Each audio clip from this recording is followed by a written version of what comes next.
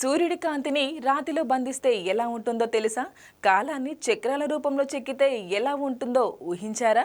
అలాంటి అద్భుతానికి నిలువెత్తు నిదర్శనం ఒడిశాలోని కోనార్కు సూర్య దేవాలయం. 13వ శతాబ్దంలో తూర్పు గంగ వంశానికి చెందిన రాజు నరసింహదేవ ఈ ఆలయాన్ని నిర్మించాడు.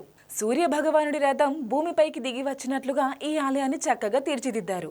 ఈ ఆలయం మొత్తం ఒక భారీ రథం ఆకారంలో ఉంటుంది. ఈ రథానికి 24 అద్భుతమైన చక్రాలు, 7 గుర్రాలు చెక్కబడి ఉంటాయి. ఈ 24 చక్రాలు రోజులోని 24 గంటలను సూచిస్తాయని చెబుతారు. ఆశ్చర్యకరమైన విషయం ఏమిటంటే ఈ చక్రాలను సూర్య గడియారాలుగా కూడా ఉపయోగించేవారని చరిత్రకారులు చెబుతున్నారు. అప్పటి శిల్పుల నైపుణ్యం ఎంత గొప్పదంటే ప్రతి రాతిపై జీవం ఉట్టిపడేలా శిల్పాలు చెక్కారు. సంగీతం, నృత్యం, యుద్ధాలు, రాజుల జీవన శైలి ఇలా ఆ కాలం సంస్కృతిని మొత్తం రాతిలో బంధించారు. ఈ ఆలయానికి సంబంధించి ఒక ఆసక్తికరమైన కథ కూడా ఉంది. ఈ ఆలయ శిఖరంపై ఒక పెద్ద అయస్కాంతం ఉండేదని, దీని ప్రభావంతో సముద్రంలో ప్రయాణించే నౌకల దిక్సూచీలు కూడా పనిచేయవని స్థానిక కథనాలైతే చెబుతున్నాయి. కానీ దీనికి స్పష్టమైన చారిత్రక ఆధారాలైతే లేవు. 1984లో యునెస్కో దీనిని ప్రపంచ వారసత్వ సంపదగా గుర్తించింది.